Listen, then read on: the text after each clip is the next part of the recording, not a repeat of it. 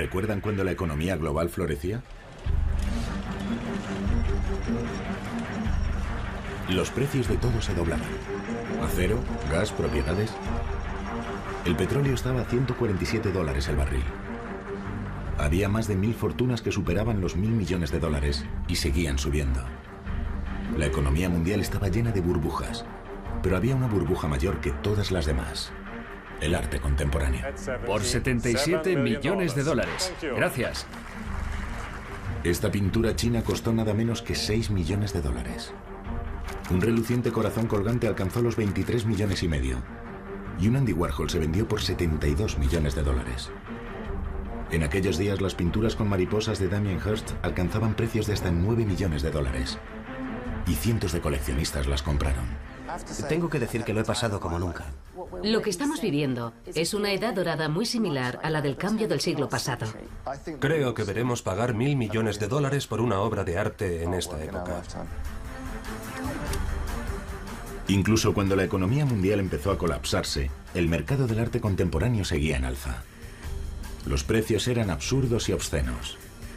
Los multimillonarios lo habían convertido en un juego al que solo ellos podían jugar. Y sus reglas eran un misterio.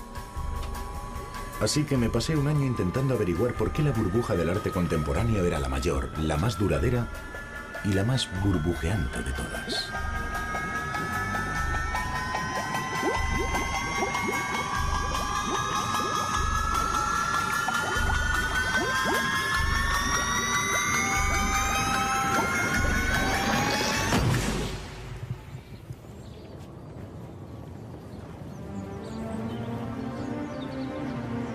Me llamo Ben Lewis y este es mi coche eléctrico. Siempre me ha gustado el arte contemporáneo. En las paredes de mi casa tengo cuadros modernos y mis estanterías están llenas de catálogos de exposiciones. Pero siempre había soñado con conducir una obra de arte. Así que convencí a uno de los artistas más destacados de Alemania para que convirtiera mi sueño en realidad. Aquí hay un bulto. Sí, y debería haber otro detrás. Y aquí está. Tobias Reberger es famoso por su combinación del diseño y el arte conceptual. Ha expuesto en bienales y museos de todo el mundo. Intentaremos que parezca como si fueran grandes defectos. Te gusta trabajar con los defectos, ¿verdad? Sí, así es. Todo lo posible. Sí, normalmente son la parte más interesante de las cosas. Antes de venir aquí, Tobias me mandó por email dibujos de cómo quería que se modificara la carrocería del coche con bultos asimétricos.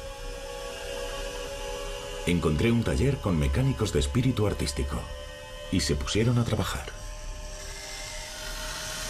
Me preocupaba un poco que los bultos no te parecieran bien.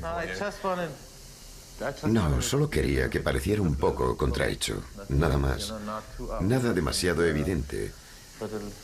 Casi como si fuera una deformación visual o algo así. Ahora vamos a ver qué podemos hacer.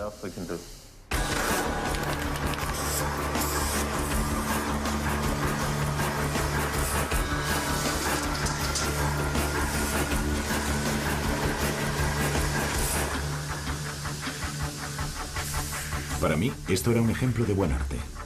¿Era colorista o ingenioso? ¿Lo quieres deportivo o la versión más elegante? Deportivo, yo soy muy deportivo. Vale. Te enseñaba a ver el mundo de una nueva forma. Todos estos productos industriales que nos rodean son un poco aburridos y tristes en cierto sentido, ¿no? Por eso la gente se pinta sus radiocassettes para convertirlos en objetos individualizados. Escribo sobre arte contemporáneo para periódicos británicos. Mis críticas suelen ser entusiastas. Pero no me gustaba lo que estaba pasando en el mercado del arte contemporáneo y también escribí sobre eso. Gran parte del nuevo arte se producía en masa, era repetitivo y comercial. Los coleccionistas lo compraban como inversión y lo amontonaban en almacenes. Sobre lo único que se escribía en los periódicos era sobre el nuevo precio récord. Y los privilegios especiales que nuestra sociedad otorga al arte y a los artistas estaban siendo explotados por algunos de los hombres más ricos del mundo para hacer aún más dinero. Los mejores artistas estaban de acuerdo conmigo. Está genial. Me gusta. Cuando ves lo que está pasando, cuando ves esas subastas de Damien Hirst o Warhol, ¿qué piensas? ¿Eso es bueno o malo para el arte? Creo que el peligro es más la forma en que la gente especula con el arte. Es darle un mal uso, de alguna forma. No está hecho para eso.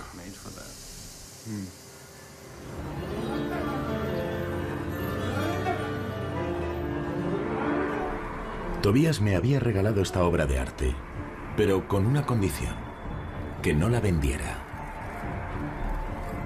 El mundo del arte era manifiestamente hermético, y yo sabía que sería difícil investigarlo, pero al menos ahora no desentonaría.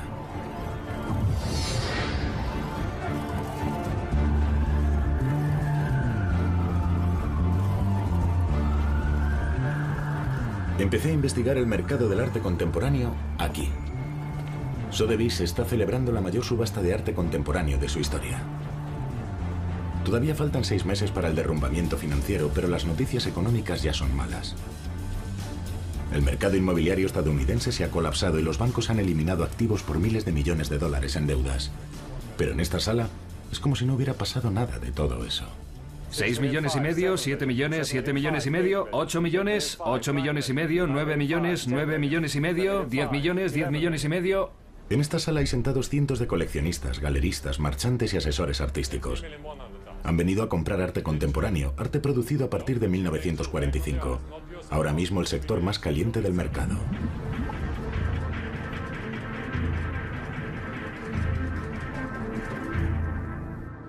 La definición de arte contemporáneo es muy amplia.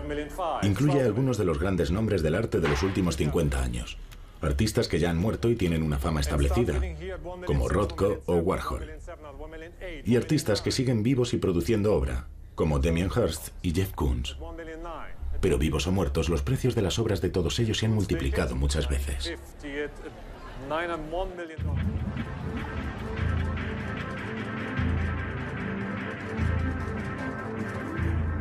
La puja está en la sala junto al pasillo y son 21 millones de dólares. Usted dirá, Gregoire.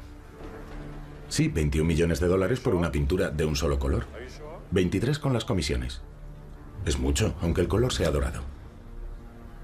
Bueno, el azul es un poco más barato. 15 millones y medio. Y el rosa, un chollo. Vendido por 4.200.000 dólares. Algunos compradores alzan la mano para pujar por el arte en venta.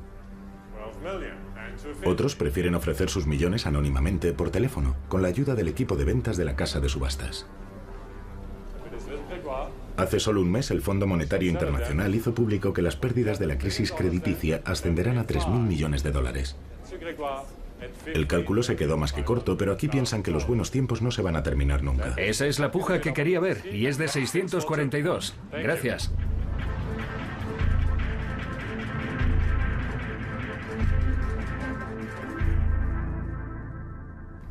El arte contemporáneo es el estilo de vida elegido por nuestra generación. ¿No es maravilloso ver dónde viven los coleccionistas? Además, el arte contemporáneo también encaja con los espacios en los que vivimos.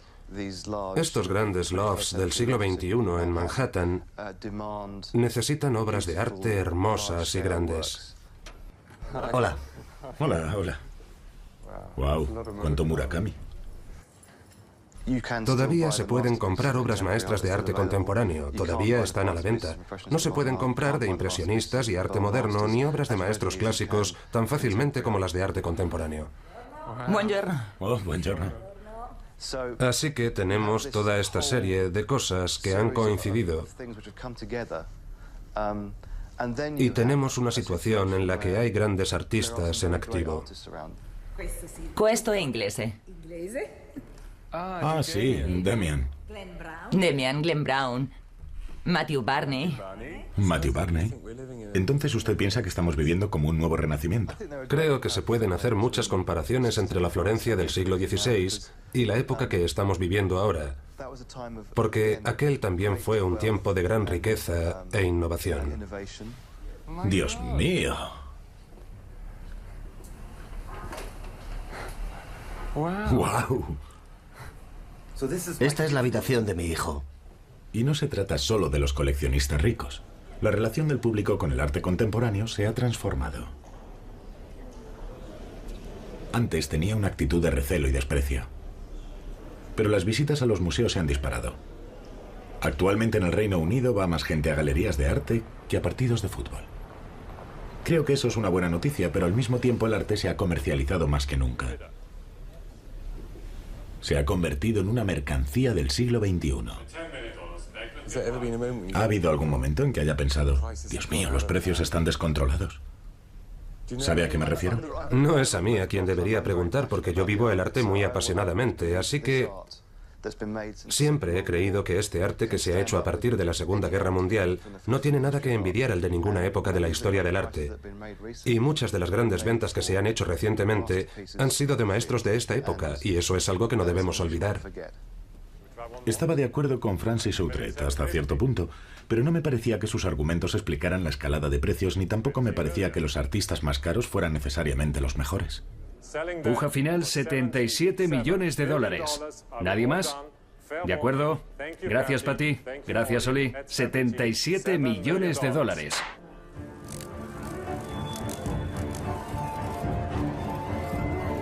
La increíble ascensión del arte contemporáneo comenzó hace 10 años. Coleccionistas como Charles Saatchi crearon el patrón. En los años 90, Saatchi compró a jóvenes artistas británicos como Damien Hirst y Tracey Emin.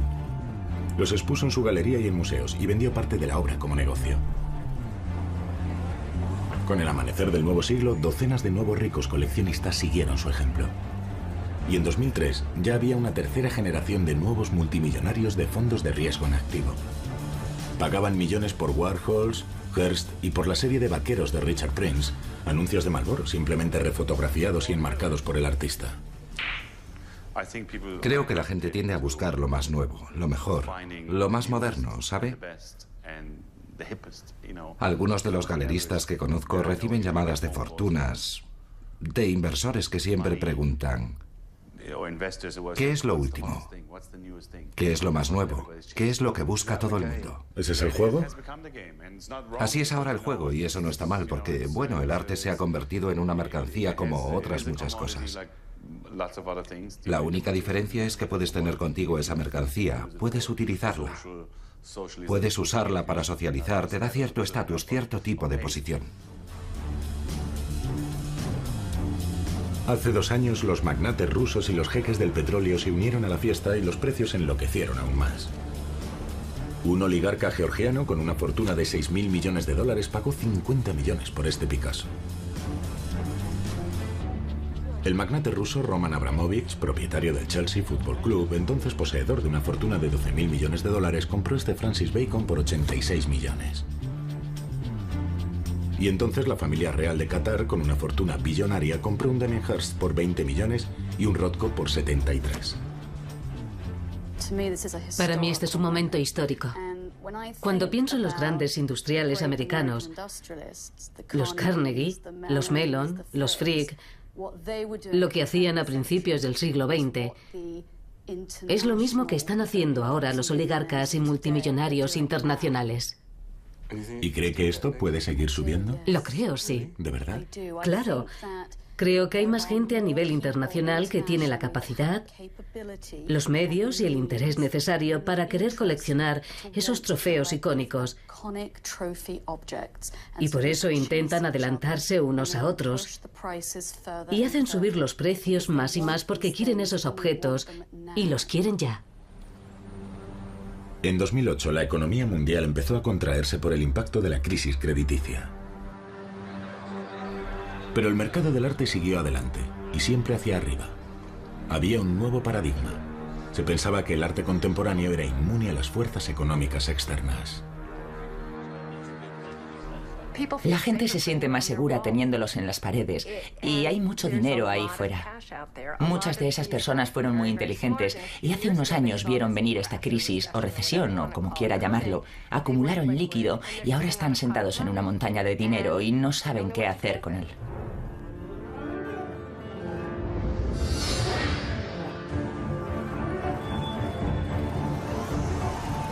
Pero había gente que pensaba que la escalada de precios del arte contemporáneo se debía a algo más que a las nuevas fortunas y a los supuestamente grandes artistas. Vine a Nueva York a ver cómo se hacían los negocios en el mundo del arte. Los comentaristas del mercado artístico decían que las estrategias de los marchantes también jugaban su papel en la escalada de los precios. Entonces, señor, su puja es de $1.800.000. La puja está hecha. Había ciertas prácticas que provocaban polémica. Se decía que galeristas, coleccionistas y marchantes mantenían los precios de los artistas a los que representaban o cuya obra poseían en grandes cantidades.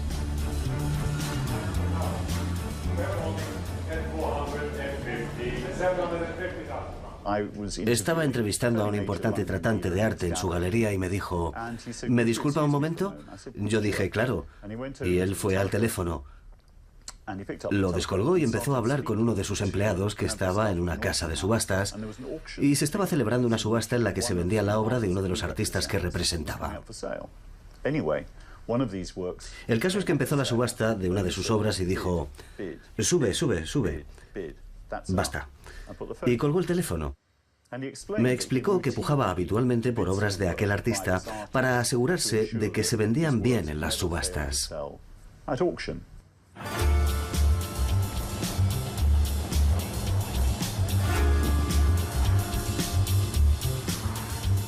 Decidí ir a hablar con los coleccionistas millonarios sobre estas prácticas. Este es el apartamento de José Mugrabi.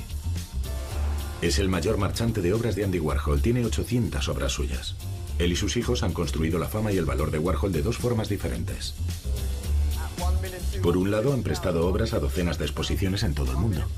Pero por otro, se les acusa de haber sostenido e incluso de haber hecho subir los precios de Warhol en las subastas. José Mugrabi accedió a hablar conmigo de esto. ¿Cómo se establece un nivel de precios para un artista como Warhol? Es muy sencillo. Si tienes una obra y piensas que su precio es de X y entonces alguien paga 110, el precio pasa a ser de 110. Este artículo dice que usted decidió hacer subir los precios de los Jackies. Empezamos a comprar Jackies a 30, $40.000 y seguimos comprando Jackies por 100. Y seguimos comprando Jackies por 300 y luego por 500 y por 1 millón y compramos un Jackie por 2 millones.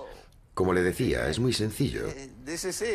El precio de mercado en aquel momento era de 2 millones, así que pagamos 2 millones. Se dice que usted protege los precios de los Warhols. ¿Eso significa algo? ¿Qué quiere decir proteger? Le he dicho desde el principio que este es mi artista favorito. Este es mi artista. Esto es algo que amo. Es mi pasión. ¿Qué quiere decir que si protejo los precios? No protejo a nadie. Me protejo a mí mismo porque amo a este artista. El mercado del arte era más complicado de lo que pensaba. José Mugrabi parecía aceptar que hacía subir los precios, pero me había dicho que solo lo hacía por amor al arte. 872.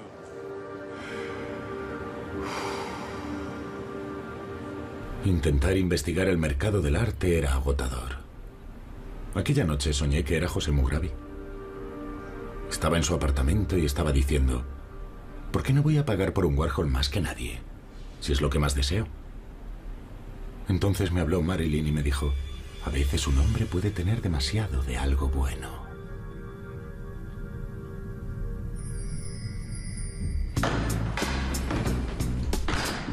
Entonces me desperté. Empezaba un nuevo día. Tenía una cita con el hijo de José, Alberto, y con otro coleccionista multimillonario, el magnate inmobiliario de Nueva York, Avi Rosen. Estaban haciendo negocios juntos. Primero me enseñaron sus oficinas. ¿Qué tenemos aquí? Un par de retratos. Estos son de los que estábamos hablando. La serie de celebridades, ¿eh? La serie de celebridades o de personas que querían ser vistas como celebridades, aunque algunas no lo consiguieron. Kevin Turk. Tiene algo de la idea warholiana, ya sabe. Caras grandes, plata, blanco y negro. No quiero ser presuntuoso, pero yo que usted no compraría muchos Kevin Turk. ¿No? ¿Por qué? ¿El Che Guevara? Está demasiado cerca de la obra de otros artistas. Ah, eso está bien. Esto es de Webster and Noble. En realidad son autorretratos de ellos mismos con el cuerpo como tatuado. Cuando tengo el día muy cínico, me preocupa que el neón sea como el sándwich de queso del arte contemporáneo. Por mí no hay problema. Un buen sándwich de queso no es nada malo. Y más si es fundido. Este es de Tracey Emin, ya sabe. Una buena obra. La gente como tú necesita... Hay algo más por aquí. Oh, tienen un par de armarios de medicinas. Tenemos un par de armarios de medicinas de nuestro buen amigo Damien, una vez más. En este despacho hay una escultura de Kunz, que es una preciosidad. Aquí hay un cuadro excelente de Richard Prince. Oh, es uno de los nuevos. Sí, es uno de los nuevos. Han debido comprarlo hace muy poco. Sí, es bastante reciente. Me encanta Richard Prince. Es un gran pintor. Es un cuadro fabuloso. Muy bueno. ¿Qué es lo que le gusta de este cuadro? Me encanta la ligereza que tiene, y el color, y las formas, y las manos y las piernas. Vamos, mírelo bien, es una verdadera maravilla. Además de inflar los precios, también se acusaba a ciertos marchantes de abusar de su posición de dominio del mercado.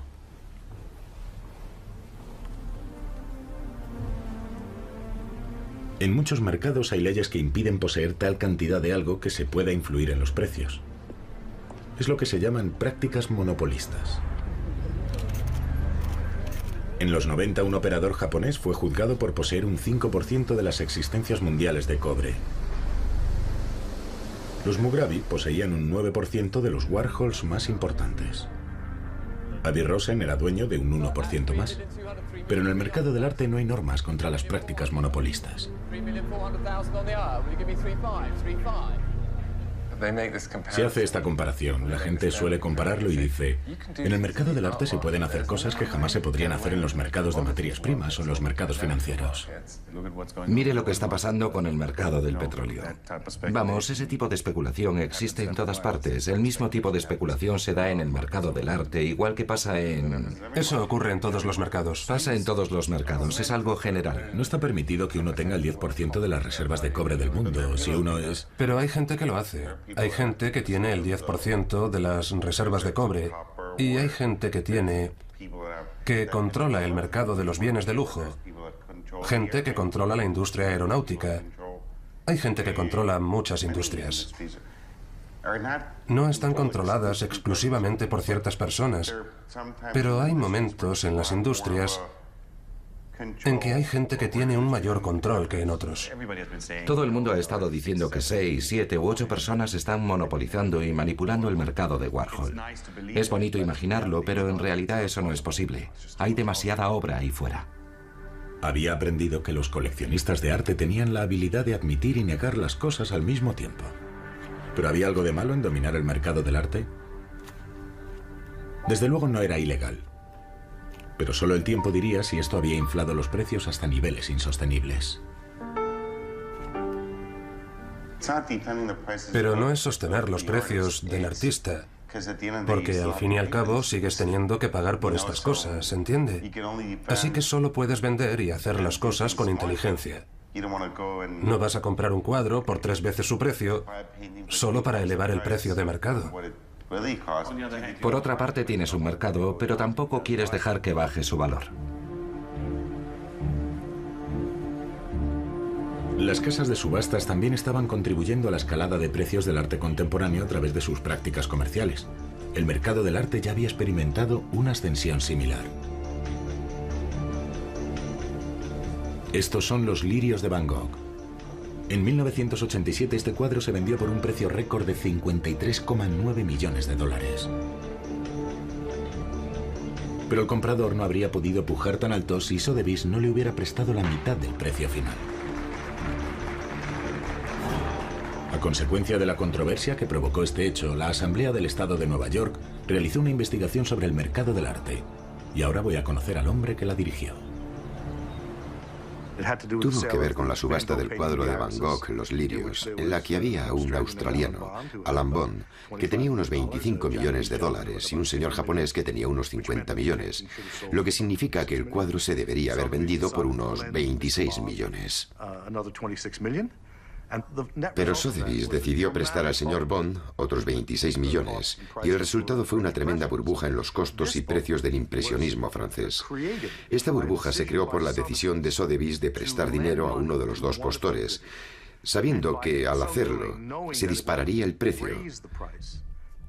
Eso no me parece nada ético. Tras la investigación del estado de Nueva York, Sotheby's dejó de hacer este tipo concreto de préstamos. Pero 20 años después, las casas de subasta seguían ofreciendo otros tipos de crédito. La documentación presentada por Sotheby's mostró que sus préstamos se habían duplicado desde 2005. Si al mundo del arte esto no le preocupaba, al mundo financiero sí. En 2008, las acciones de Sotheby's cayeron un 80% respecto a su valor máximo de octubre de 2007. Un inversor apareció en una cadena de televisión para hablar del paquete de Sotheby's que vendía.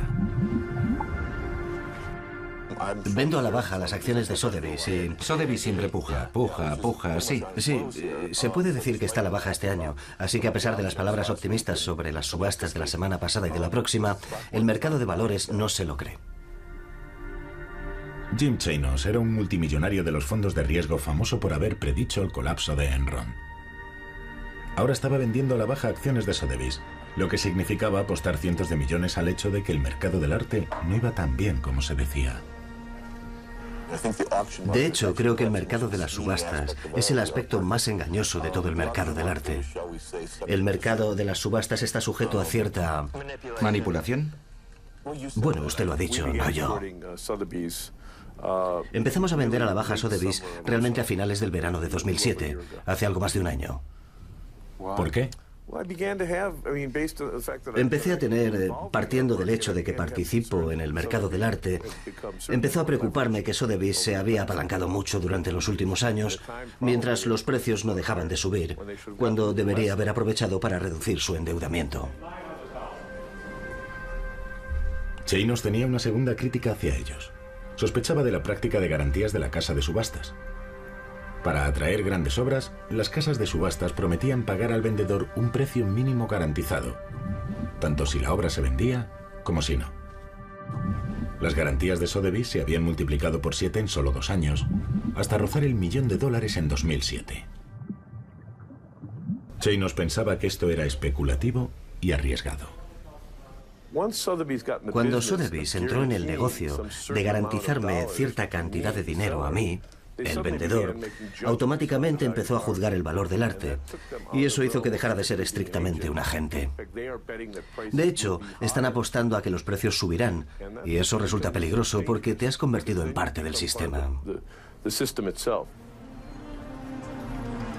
Tanto Sotheby's como Christie's rechazaron mis solicitudes de entrevistas. Sotheby's me escribió diciendo lo siguiente. La clara parcialidad, incluso desprecio, que ha mostrado hacia el arte contemporáneo, que es una parte importante de nuestro negocio, es imposible de ignorar.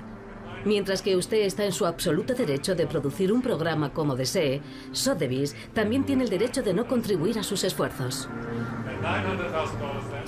El problema que tienen las casas de subastas, y Sotheby's en particular, es que han dejado de ser agentes para convertirse en agentes principales. Y ese es el problema clásico de la burbuja, sea inmobiliaria, artística o bursátil, que vemos como intermediarios tradicionales, como bancos o agentes de bolsa, de repente deciden convertirse en fondos de riesgo ellos mismos. Y ya hemos visto los problemas que eso ha creado. En agosto de 2008 supe que el mercado del arte contemporáneo estaba inundado de crédito y lleno de gente que pensaba que los precios podían seguir subiendo eternamente. Era como el mercado inmobiliario británico. Los economistas tienen un nombre para ese tipo de escenario: burbuja. Una característica de la burbuja es que, en las primeras fases, desarrolla por sí sola un impulso propio. Y creo que lo que ocurre es que la gente se entusiasma por la subida de precios. Excelente. Entonces son 77 millones de dólares. Una cosa que alimenta la burbuja es la deuda y el apalancamiento. Cuanto más crédito puede pedir la gente, más puede aplazar los pagos, más dinero del que pueden permitirse pagar y más suben los precios. Y cuando suben los precios se produce un momento de euforia y todo el mundo quiere subirse al carro. Tampoco hay escasez de estos bienes en el mercado, y esa es otra característica muy útil de la burbuja. No podría haber una burbuja de Tizianos, porque los Tizianos cambian de manos una vez en una generación. Mientras que si tienes un artista como Warhol, con una obra de decenas de miles de serigrafías, por supuesto, salen al mercado a docenas. La mayoría de las ventas de arte contemporáneo las realizaban los marchantes a través de sus galerías o en privado, más que en público en las subastas. Pero yo estaba dando forma a una teoría, que las salas de subasta eran la clave de la burbuja del arte contemporáneo. Y quería planteársela al mayor experto de este campo. Tenía una reunión más en Nueva York con el hombre que escribía el boletín más atentamente leído del mundo del arte, el Baer Faxt. Y la ilusión es que el mercado de las subastas es el verdadero mercado. Y es una ilusión porque es fácil manipularlo. Acabas de decir que el mercado de las subastas se puede manipular fácilmente. Así que utilizas el mercado de las subastas para manipular los precios y a continuación utilizas esos precios establecidos en las subastas para subir los precios de todo el material que vendes en privado. Claro. Ese es el juego, ¿verdad? Claro. Pareces pensar que la gente que toma parte en este juego no sabe lo que está pasando. Saben lo que está pasando. Pero tú no preferirías, ¿no te sentirías más tranquilo al comprar un Warhol sabiendo que Larry Gagosian, Avi Rosen o Alberto Mugravi están, digamos que, protegiendo su precio? ¿Tú crees que hay un pequeño grupo de marchantes y coleccionistas de Nueva York que colaboran entre sí con los precios? ¿Pujando, no pujando? ¿Qué palabra he utilizado antes? Claro. Por supuesto. Vamos, ¿a quién se intenta proteger aquí? ¿A 20 multimillonarios que tienen sus Damien Hirst? No te preocupes por ellos. Ellos no necesitan protección. Puede que los multimillonarios no necesiten protección, pero la gente normal, como ustedes y como yo, la necesitamos. Estamos financiando el mercado del arte de diferentes formas. Hay una larga tradición de ricos coleccionistas que donan obras de arte a instituciones públicas o que montan sus propias fundaciones. Se supone que es un acto de pura filantropía. Pero en muchos países los coleccionistas que donan arte a museos, incluso a sus propios museos, tienen grandes ventajas fiscales. Cuanto más cara sea la obra donada, más se ahorran en impuestos. Y esos impuestos acabamos pagándolos ustedes y yo. En Estados Unidos se puede desgravar cada año hasta un 30% de los ingresos brutos y se puede proteger del fisco esa cantidad donando algo de un valor equivalente. Así que, digamos que has ganado 100 millones y ese año donas arte por valor de 30 millones a tu fundación privada. Puedes reducir tu base imponible a 70 millones y si tu tipo fiscal es del 40%, te has ahorrado una cantidad muy sustancial de dinero, te has ahorrado 12 millones de dólares en efectivo, que de lo contrario tendrías que pagarle al Estado. El patrocinio de eventos artísticos por bancos y corporaciones era algo habitual. Siempre se había considerado una mezcla de obra benéfica, relaciones públicas y negocio. Para el patrocinador es una buena forma de promocionar su marca y de conocer clientes ricos.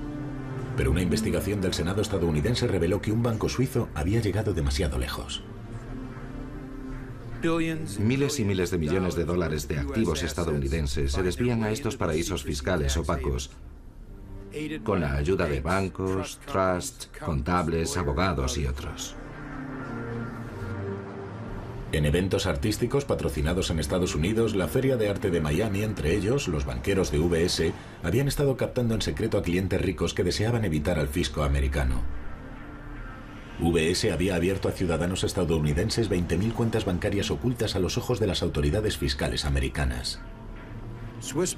Banqueros suizos han viajado regularmente a los Estados Unidos con el objetivo de captar a ciudadanos americanos en busca de dinero nuevo. A menudo viajaban juntos a eventos patrocinados por UBS y destinados a atraer a potenciales clientes ricos, llevando ordenadores encriptados que supuestamente ni siquiera los agentes de aduanas de los Estados Unidos han podido leer. Los multimillonarios se habían apropiado de la historia del arte con su dinero y estaban obteniendo de ella pingües beneficios. Alguien me ha dicho hace poco, bueno, al fin y al cabo, ven, no son más ricos engañándose unos a otros, no es para tanto. Francamente, no me interesa el argumento de que podemos mantener un sistema deshonesto porque son ricos los que están siendo deshonestos. Y eso tiene que ver con la condescendencia cultural y de clase que observé en toda esta comunidad desde que empezamos a investigar. La evasión de impuestos, la producción masiva, la exhibición pública, la protección de los precios y el amor al arte habían creado la burbuja del arte contemporáneo. Pero según las reglas de las burbujas, siempre hay un punto de inflexión en el que la gente deja de comprar y caen los precios. Si eso ocurriera en el mundo del arte, las casas de subastas como Sotheby's se hundirían bajo el peso de la deuda de las garantías sobre obras que no pudieran vender. Y los marchantes como Mugrabi tendrían que comerse grandes stocks de obras de artistas cuyos precios habían apoyado. Creo que los marchantes están cargados de stock. Creo que los marchantes se han endeudado mucho y los coleccionistas también. Creo que en el mercado del arte hay mucho más endeudamiento del que la gente del mercado del arte quiere hacernos creer.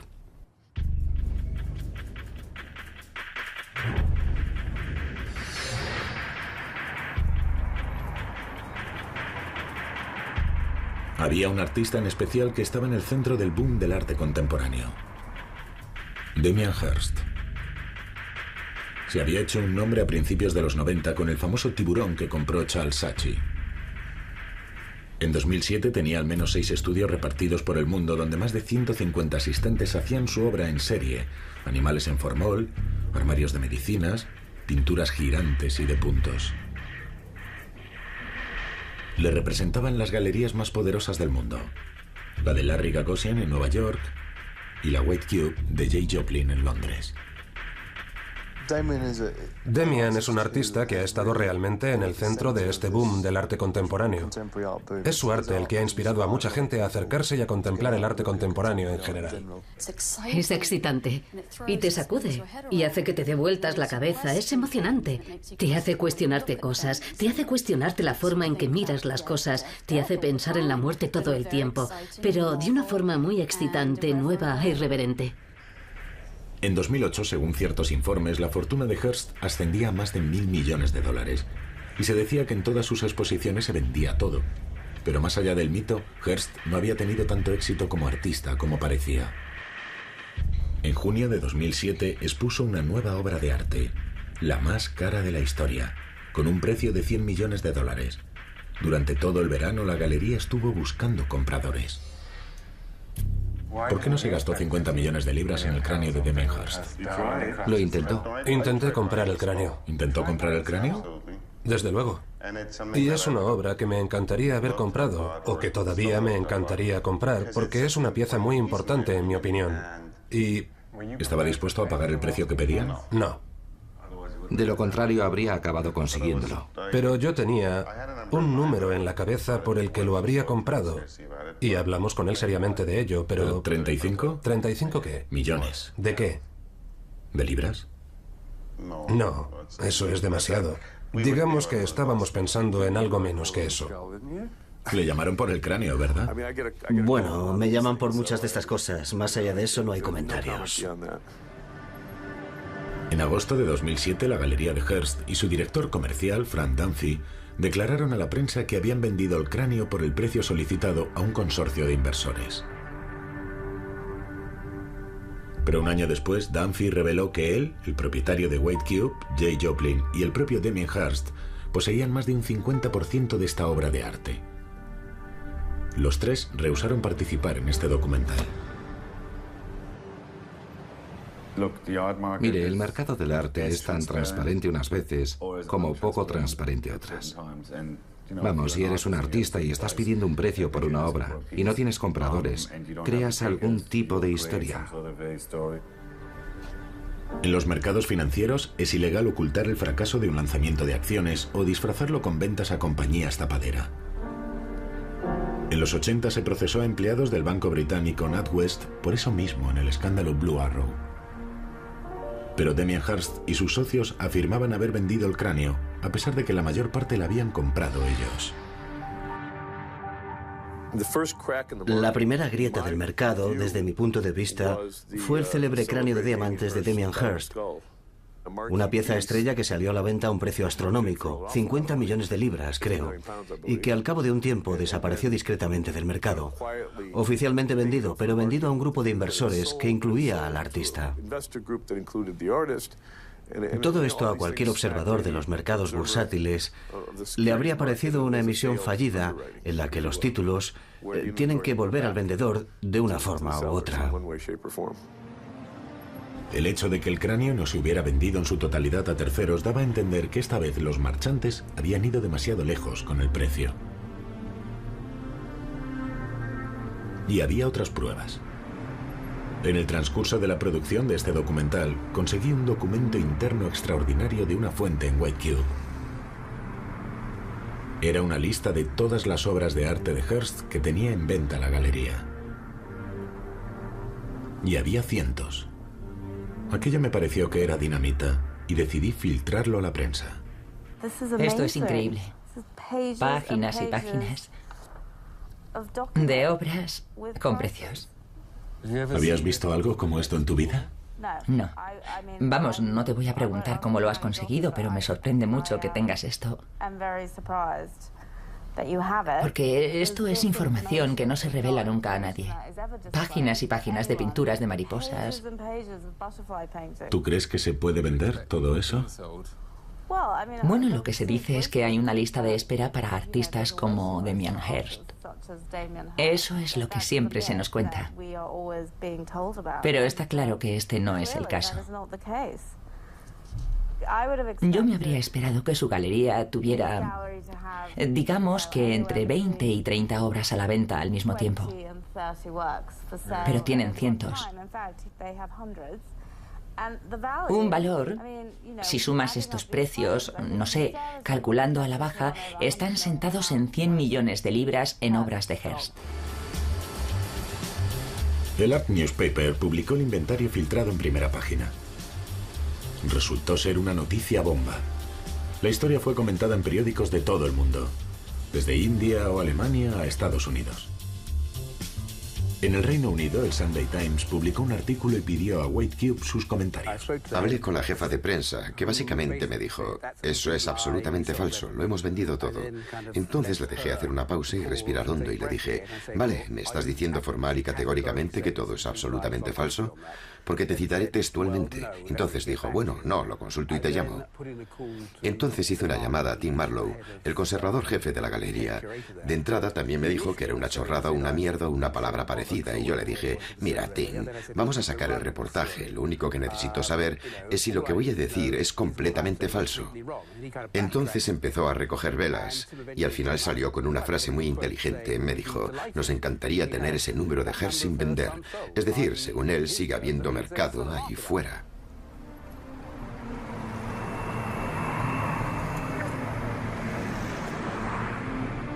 Las noticias económicas eran cada vez más apocalípticas.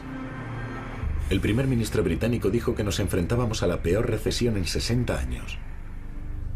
Pero Damien Hirst anunció la acción comercial más atrevida de su carrera.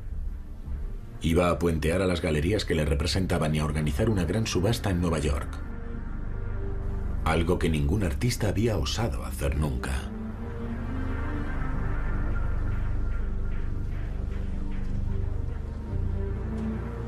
Do you anticipate making more money by selling through Sotheby's than you would through a gallery? Creo que, bueno, no sé, es decir, eso no se sabe, lo cual es muy emocionante en sí mismo, pero pieza por pieza puede que se haga menos dinero con unas y más con otras. Este es un mercado muy vital, y algo que creo que va a ocurrir es que la gente vendrá a comprar cosas que no compraría en las galerías. Hearst estaba poniendo a prueba la esencia del mercado del arte contemporáneo. Normalmente los artistas mostraban sus nuevas obras en las galerías que los representaban, y entonces esas galerías sostenían los precios de los artistas en las subastas. Pero lo que aquella subasta daba a entender era que Hearst no necesitaba que las galerías mantuviesen su mercado, y que la burbuja del arte contemporáneo estaba basada en la demanda, no en la manipulación. Creo que va a ser fascinante por una serie de razones. Creo que Damien es un empresario absolutamente brillante. Ahora, si se está pasando de listo o no, eso es lo que vamos a ver. Desde luego, los galeristas y los marchantes deben estar echando humo. Obviamente está marginando a los marchantes a favor de las casas de subastas. Y por supuesto sabemos que Jay Joplin ha estado sosteniendo los precios de Damien Hirst en las subastas el año pasado. ¿O no es así? Claro que sí. Igual que Larry. Quiero decir, todos lo han estado haciendo. La gran pregunta es si Jay Joplin y Larry Gagosian pujarán por las obras de Damien Hirst en la subasta de Sotheby's. No creo que vayamos a ver mucho de eso, pero podría equivocarme. Me he llevado muchas sorpresas. Sabe, tienes pesadillas en las que sueñas que llegas allí y están diciendo lote 9 y no se levanta ninguna mano. Y de alguna forma los marchantes y las galerías han convencido a todo el mundo para que no compre. Pero bueno, es un momento oscuro y paranoide. Estoy seguro de que irá bien. Según se acercaba la subasta, cada vez estaba más convencido de que la burbuja estallaría la noche de la subasta, en parte por la crisis económica global y en parte porque los marchantes de Hearst no sostendrían su mercado. Pero muchos comentaristas que conocí en aquellos meses predecían un resultado diferente. La insinuación de que el mercado está lleno de Hearst sin vender ha asustado a algunos, pero el primer problema lo tienen los marchantes que guardan grandes stocks de Damien Hirst. Jay Joplin, Larry Gagosian están entre la espada y la pared. Tienen que hacerse la pregunta: ¿apoyamos esta subasta? ¿Permitimos que los precios de Hearst se hundan ante nuestros ojos y vemos cómo cae el valor de nuestro stock? ¿O nos apuntamos, intentamos comprar algo y al menos sostenemos los precios? Creo que solo hay una respuesta a esa pregunta. Sabe, Sotheby's ha trabajado realmente duro y se han asegurado de que por número de lotes, de que al final el porcentaje de lotes vendidos quedara bien. Han sido capaces de contactar con todos sus amigos del mundo del arte, que tienen muchísimos, y han reclamado favores abiertamente porque es muy importante que esto vaya bien. Nadie que esté conectado con el mundo del arte moderno y contemporáneo quiere que se hunda el mercado, y este es un momento que podría ser el punto de inflexión.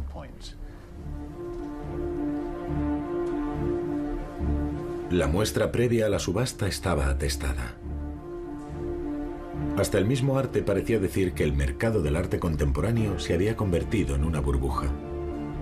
La subasta contenía muchas versiones nuevas de las obras más conocidas de Hearst, como sus pinturas girantes y de mariposas. Las colillas de cigarrillos transmitían el mensaje de que hoy en día los coleccionistas pagarían cientos de miles de dólares por cualquier cosa, incluso por las colillas de los artistas.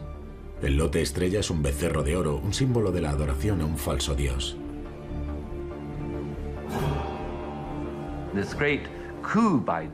Este gran golpe de Damien Hirst, hacer de la venta del becerro de oro una especie de comentario satírico a la adulación de la riqueza y todo eso, poner eso a la venta y que además se venda el mismo día que quiebra Lehman Brothers y que el sistema financiero cae en el paroxismo y empieza a tambalearse hasta que parece que el mundo va a volver al trueque. El Reino Unido no estaba tan lejos del derrumbamiento del sistema de crédito. La gente no habría podido extender un cheque ni comprar nada en las tiendas. Y sin embargo, ahí está Hearst. En ese momento, Hearst estaba vendiendo su becerro de oro.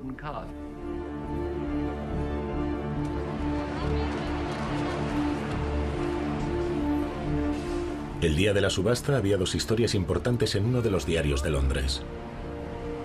En la portada aparecían las peores noticias financieras desde los años 30. Y en el interior había un artículo mío. Sotheby's no sabía que era yo quien había filtrado el inventario de Hearst, pero me habían prohibido asistir a la subasta como profesional, alegando mi supuesta parcialidad en contra del arte contemporáneo. Así que esperé fuera. Va a ser increíble.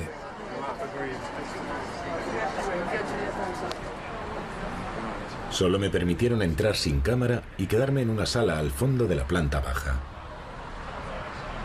Yo estaba seguro de que la subasta sería un fracaso, debido a la terrible crisis financiera que estábamos viviendo. Pero me equivoqué. Se vendieron todos los lotes, muchos de ellos por mucho más de su precio de salida. La subasta hizo una caja de 200 millones de dólares. 2.300.000. Seguimos con Claudia. Y vendido por 2,3 millones. Bruno tiene al teléfono 3,3 millones. Así que van 3,3 millones. Aquí a la izquierda hay 3.300.000. Gracias, Bruno. 3.300.000. Es para ti, Chen. Estás avisado, Alex. Última oportunidad por 9.200.000. Vendido. Muchas gracias. 8.500.000.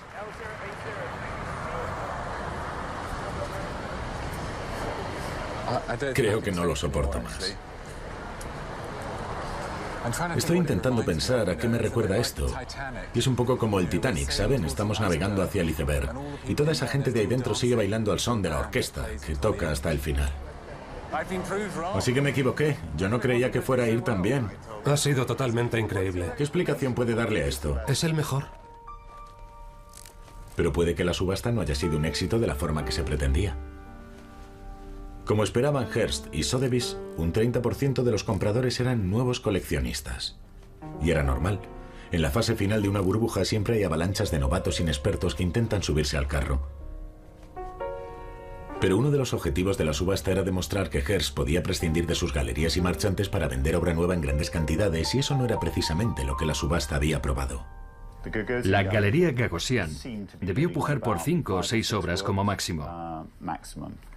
Por otra parte, White Cube ha declarado y confirmado que compró 5 obras para clientes, según dicen ellos, y pujaron por otras 20. Y J. Joplin pujó con mucho empeño por el primer lote de la subasta. Era una pintura con mariposas que se vendió por un precio muy superior al de salida. Y él fue el comprador, así que fue quien hizo arrancar la subasta. Con las 2 obras en formol más caras, hubo intervenciones de Gagosian y White Cube cuando la puja empezó a perder fuerza.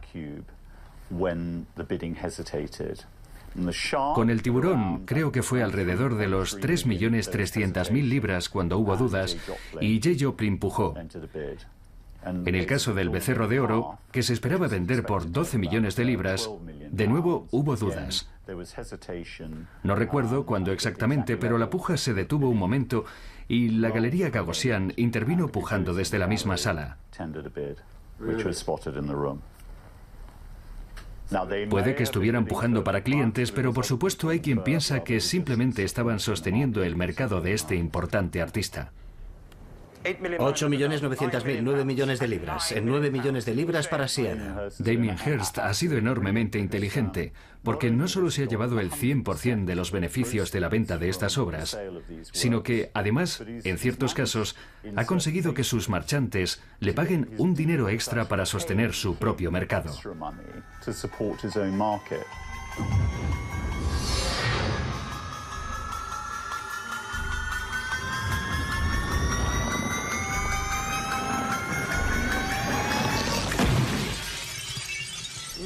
Lote número 345. Zapatos de polvo de diamante de Andy Warhol. Y vamos a empezar la puja a 190.000 libras.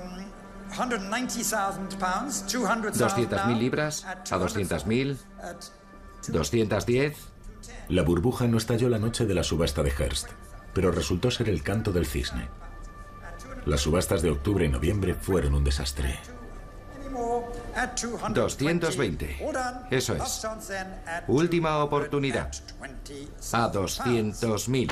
Pasa. Cuando el subastador dice pasa, quiere decir que el lote no se ha vendido. Las casas de subastas vendieron aproximadamente la mitad de los lotes y ganaron la mitad de lo que esperaban. ¿Alguien da más de 300.000 libras? Y allá va en 300.000 libras. Pasa. Muchos lotes de famosos artistas de la burbuja artística, Hearst, Warhol o Prince, no se vendieron. A 58.000 libras. Pasa. 3.200.000 libras. Pasa. Pasa. Esta noche representa el fin de una era. No, amigo mío, es el fin de una mala subasta. ¿Usted cree? Ha sido una subasta horrible. Ahora sabemos que en los últimos 3 o 4 años ha habido mucha especulación con la propiedad, ha habido mucha especulación con el petróleo, mucha especulación en otros mercados, y perdóneme que diga esto, pero me preocupa que también haya habido especulación con el arte. Por supuesto, ha habido un poco de todo. A día de hoy creo que han hecho una buena subasta. Ha ido muy bien. Pero unos días después, el humor de mis amigos del mundo del arte había cambiado.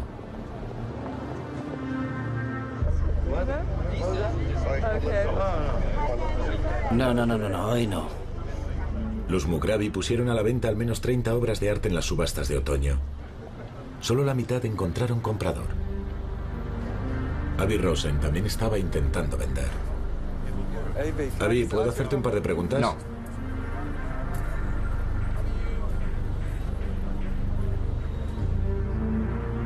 Las noticias que llegaban del mercado del arte cada vez eran peores. Los préstamos y garantías repartidos en los buenos tiempos se convirtieron en deudas incobrables. A fin de año, Sotheby's reconoció unas pérdidas de 83 millones de dólares. Las casas de subastas anunciaron que iban a reducir costos celebrando subastas más pequeñas, dejando de ofrecer garantías y reduciendo su plantilla en un 25%. Finalmente, el banco UBS accedió a pagar al gobierno estadounidense 780 millones de dólares como compensación ante los cargos de haber ayudado a clientes americanos ricos a evadir impuestos, utilizando los eventos que patrocinaba, como ferias de arte, para captar a esos clientes. Probablemente es el mayor cambio que se ha producido en nuestra civilización desde el fin de la Segunda Guerra Mundial. Y puede que este mundo pesado, satírico y conceptual del arte, que vive del dinero, pero al mismo tiempo se mofa de él, sea una de las bromas pesadas o de los aspectos corruptos del mundo que dejamos atrás para seguir adelante. 10 millones, 10 millones y medio, 11 millones. Toda esta fiebre pujadora que hemos visto en el ascenso viene con la fiebre vendedora que se produce en el descenso. Así que en esencia el mercado del arte muestra las mismas grietas y vicios que el resto de la economía. Sí, viene a ser lo mismo. Lo dirigen personas, no es inmune. La codicia y el miedo alimentan estas cosas.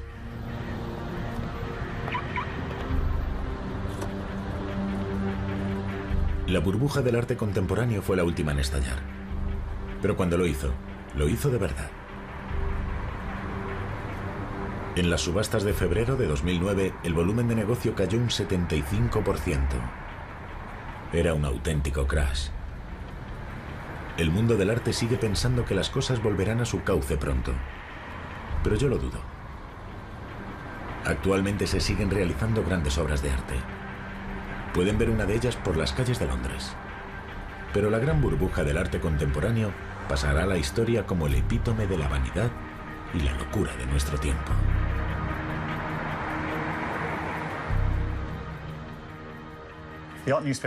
El artículo del Art Newspaper fue una primicia espectacular. Cuando entras en una de las grandes galerías, entras en una atmósfera elegante e intimidatoria. Y te parece un enorme privilegio cuando por fin te permiten comprar uno de esos objetos. Pero lo que hizo el artículo del Art Newspaper fue arrancar esa fachada y mostrar que una gran galería como White Cube en realidad tampoco tiene tantos clientes. El artículo del Art Newspaper fue el gran momento mago de Oz, en el que se abre la cortina y se ve a un hombrecillo tocando el órgano.